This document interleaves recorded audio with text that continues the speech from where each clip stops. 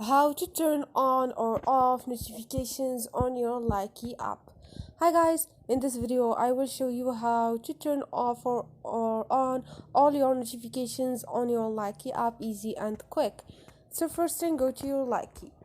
All you need to do now is click on those three lines up there and you're gonna find sitting at the bottom, click on it.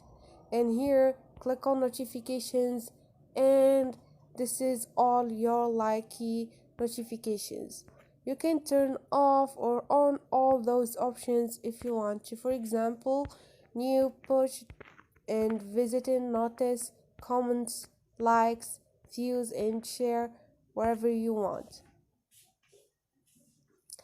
And this is it guys, this is how you can fix your Likee notifications. Hope this video was helpful to you. If it was, don't forget to subscribe and like.